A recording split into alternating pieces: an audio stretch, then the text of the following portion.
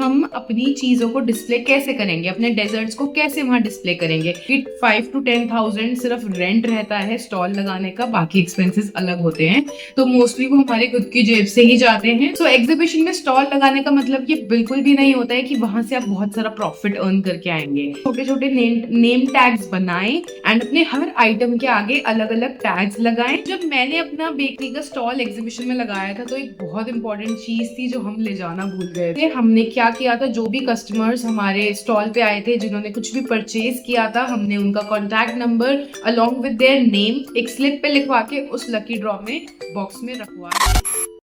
Hello guys and welcome back to my YouTube channel.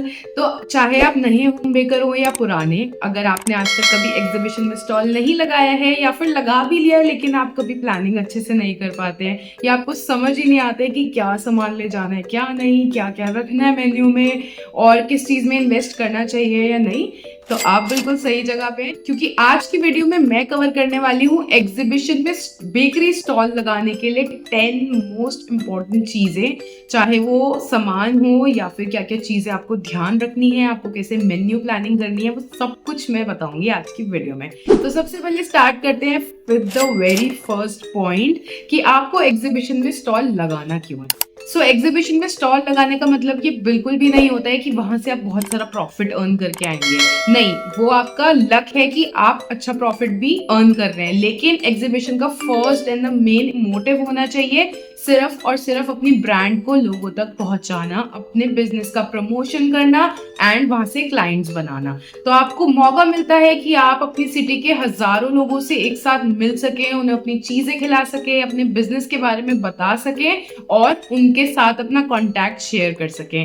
तो exhibition इसीलिए लगाना बहुत जरूरी होता है। आप अपनी सिटी में जहां भी स्टॉल्स लगते हो या कोई कंपनीज होती हैं जो मेनली एग्जीबिशंस रन करती हैं, आप उनसे कॉन्टैक्ट कर सकते हैं एंड धीरे धीरे आप अपने एग्जीबिशन स्टॉल्स लगाना शुरू कर सकते हैं। स्टार्ट करेंगे छोटी जगहों से ताकि आपका जो स्टॉल का कॉस्टिंग है वो थोड़ा कम आए, क्योंकि 5 to 10,000 सिर्फ रेंट रहता है स्टॉल लगाने का, बाकी एक्सपेंसेस अलग होते हैं, तो मोस्टली वो हमारे खुद की जेब से ही जाते हैं। तो आप ऐसी कंपनीज को ढूंढ के अपने सिटी में स्टॉल्स लगा सकते हैं फॉर योर बिजनेस प्रमोशंस। और अगर आपकी अच्छी सेल्स हो जाए और प्रॉफिट हो जाए फिर तो सोने पे सुहागा हो ही जाता है। तो सेकंड पॉइंट की अगर हम बात करें, मेन्यू प्लानिंग होगा हमारा सेकंड पॉइंट। और मेन्यू प्लानिंग कैसे करनी है वो आपको मेरी एक यूट्यूब वीडियो भी मिल जाएगी जिसमें मैंने पूरा प्रोसेस दिखाया है कि मैंने अपना एग्जीबिशन का स्टॉल कैसे प्लान किया था और क्या क्या मेन्यू में रखा था। तो मेन्यू प्लानिंग करते वक्त जो आपको कुछ पॉइंट्स है जो ध्यान रखने हैं वो मैं आपको अभी बताना चाहूंगी कि आपको ऑफर करना है वहां पे अच्छी वैरायटी, बहुत सारी चीजें होनी चाहिए ताकि लोगों को आपकी मेन्यू के बारे में पता चल सके। आपको बहुत ज्यादा कॉम्प्लिकेटेड चीजें नहीं रखनी है जिसको आपको वहां पे कुक करके देना पड़े। आपको सब कुछ प्री रेडी रखना है वहां पे और सिर्फ रीहीट करके सॉसेस डाल के आपको देना है। जैसे कि आप चीज केक्स रख सकते हैं, चीज केक स्लाइसेस को 5 to 6 डिफरेंट फ्लेवर्स में सेल किया जा सकता है। उसके अलावा आप वहां पे पेस्ट्रीज रख सकते हैं, आप ब्राउनीज रख सकते हैं where you can just warm it up a bit and आप उस पर डिफरेंट फ्लेवर्स की सॉसेस डाल के दे सकते हैं। आप फिल्ड चॉकलेट्स रख सकते हैं या फिर आप केक टब्स भी रख सकते हैं। तो instead of keeping whole cakes and pastries आप टब की फॉर्म में चीजें वहां रखें ताकि लोग आके उनको टेस्ट कर सके। और साथ में उनके पोर्शन साइजेस आपको हमेशा छोटे रखने हैं ताकि आप कम प्राइस में ज्यादा लोगों को खिला सके। अगर आप बड़ी बड़ी चीजें रखेंगे तो बहुत लोग उसे लेने से पहले सोचेंगे। थर्ड चीज है अपने इक्विपमेंट्स खुद साथ में लेके जाना। जैसे कि अगर आपको कुछ रीहीट करना है तो उसके लिए आपके पास माइक्रोवेव होना बहुत जरूरी है। आप कंपनी से पहले बात करके उनसे कंफर्म कर लेंगे कि वो आपको एक सॉकेट देंगे ताकि आप अपनी मशीन वहां रन कर सके। जैसे मैंने एग्जीबिशन में वॉफल्स भी सेल किए थे तो मैं वॉफल मशीन को लेके गई थी, लेकिन वॉफल्स में बना के लेके गई थी। हमने वहां सिर्फ रीहीट किए थे, सॉसेस को वार्म किया था माइक्रोवेव में एंड देन वॉफल्स सर्व कर दिए थे। तो इसीलिए अपने इक्विपमेंट्स अपने साथ लेके जाएंगे, अपनी मशीन्स अपने साथ लेके जाएंगे ताकि आपको एग्जीबिशन में कोई भी प्रॉब्लम ना हो। सो नेक्स्ट पॉइंट है हमारा कि आप अपने स्टॉल को हमेशा बहुत अच्छे से डेकोरेट करेंगे। उस पे सारा सामान अलग अलग सेक्शंस में रखा होना चाहिए एंड सब सामान के साथ ऐसे नेम टैग्स होने चाहिए। ये बहुत ही क्यूट लगते हैं एंड ये मैंने मीशो से मंगवाया है, इसका लिंक मैं नीचे डिस्क्रिप्शन बॉक्स में छोड़ दूंगी। अगर आप परचेज करना चाहें तो आप भी कर सकते हैं। तो आप ऐसे हर आइटम का, like this is for cheese cake slice, जिस पर मैंने सारे चीज केक के फ्लेवर्स विद प्राइस मेंशन करे हैं, and this is for brownie and donuts. तो आप इस तरीके से छोटे छोटे नेम टैग्स बनाएं एंड अपने हर आइटम के आगे अलग अलग टैग्स लगाएं, और लिंक आपको इसका मिल जाएगा नीचे डिस्क्रिप्शन बॉक्स में। तो हमारा नेक्स्ट पॉइंट होगा कि हम अपनी चीजों को डिस्प्ले कैसे करेंगे, अपने डेजर्ट्स को कैसे वहां डिस्प्ले करेंगे।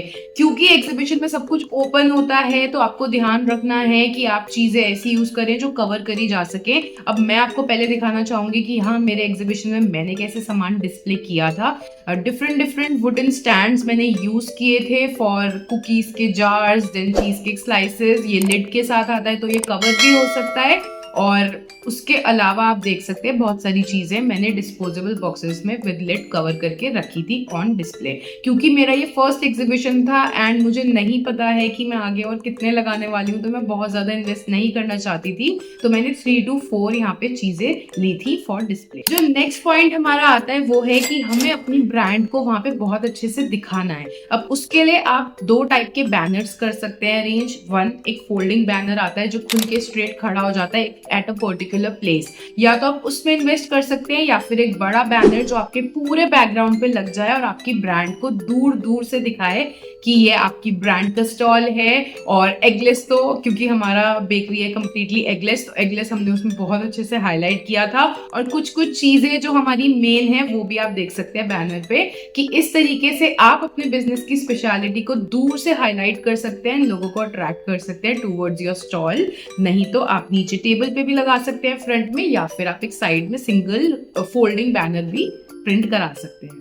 जो नेक्स्ट बहुत ही इंपॉर्टेंट चीज है जो आपको ध्यान रखनी है वो है कि आप हर बार अपने बिजनेस कार्ड्स साथ लेके जाएंगे, क्योंकि वो आपको शेयर करने हैं कस्टमर्स के साथ, ताकि वो आपसे पर्सनली ऑर्डर प्लेस कर सके।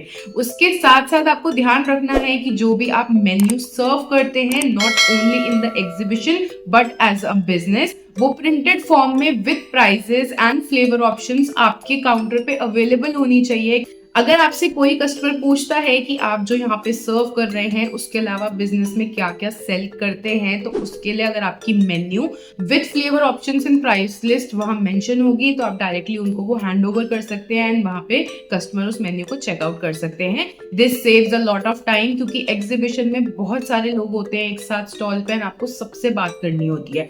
तो टू सेव योर टाइम कुछ चीजें आपकी हैंडी होनी चाहिए, जैसे कि business card for sharing the contact details or your Instagram handle. Everything should be mentioned on the business card along with your calling number and your address and a particular menu so that you can hand it over to the customer, ताकि वो check कर सके कि आपकी क्या क्या services हैं and आप उसको किस प्राइसिंग पे सेल करते हैं, so that they can check if they want to order. They will surely contact you in future. Next point जो मैं कवर करना चाहूंगी वो ये है कि आप कभी भी ये ना सोचे कि आप सारा सामान लेके गए हैं और बस आप उसको सेल करेंगे। क्योंकि मेरा फर्स्ट एग्जीबिशन था तो मैंने अपने स्टॉल पे रखे थे फ्री ट्रायल्स में हमने ब्राउनी बाइट्स रखे थे, कुछ बच्चों को मैंने चॉकलेट्स भी टेस्ट कराई थी एंड कुकीज भी हमने लोगों को फ्री में टेस्ट कराई थी। क्योंकि बहुत बार ऐसा होता है कि लोग कुछ खरीदने से पहले हमेशा ट्राई करना चाहते हैं if they are purchasing from a new brand. तो इसीलिए मैं आपको सजेस्ट करूंगी कि ट्रायल्स के लिए छोटे पीसेस में अपना जो भी सामान आपने थोड़ा एक्स्ट्रा बनाया है वो रख ले, या फिर कुछ भी जो आपका बेस्ट सेलर हो, जैसे कि हमारी बेस्ट सेलिंग आइटम है ब्राउनी। तो मैंने ब्राउनी बाइट्स रखे थे और उनको मैंने टूथपिक के साथ डिस्प्ले में इस तरीके से रखा था सो दैट मैं हर तरीके के, मतलब जो भी कस्टमर्स मेरे स्टॉल पे आ रहे हैं मैं उनको उसकी टेस्टिंग करा सकूं फॉर फ्री। आपको ये हमेशा ध्यान रखना है जब भी आप एग्जीबिशन में स्टॉल लगा रहे हैं, आपको अपने डिस्पोजेबल आइटम्स अपने साथ लेके जाने हैं, जैसे कि आप जिसमें कस्टमर को अपने डेजर्ट्स या अपनी जो भी आइटम्स आप सेल करते हैं वो किस में सर्व करेंगे, जैसे कि disposable plates, spoons, forks, tissues, glasses. अगर आप कुछ लिक्विड सेल करने वाले हैं आपको बिल्कुल नहीं भूलना है, और ये सब चीजें आपको अपने साथ बहुत अच्छी क्वांटिटी में लेके जानी है। मैंने अपना बेकरी का स्टॉल एग्जीबिशन में लगाया था तो एक बहुत इंपॉर्टेंट चीज थी जो हम ले जाना भूल गए थे, और वो थे पैकेजिंग बॉक्सेस। क्योंकि हमने ये सोचा ही नहीं था कि जो एग्जीबिशन में आ रहा है वो पैक करा के भी ले जा सकता है। हमें लगा था कि एग्जीबिशन में जो आ रहे हैं वो वही खा के जाएंगे, लेकिन बहुत सारी मदर्स, पेरेंट्स ऐसे थे जो अपने किड्स के लिए डेजर्ट्स को पैक करा के घर ले जाना चाहते थे, और हमारे पास बॉक्सेस तो थे बट उनको देने के लिए कोई पेपर बैग या कोई कुछ ऐसी चीज नहीं थी।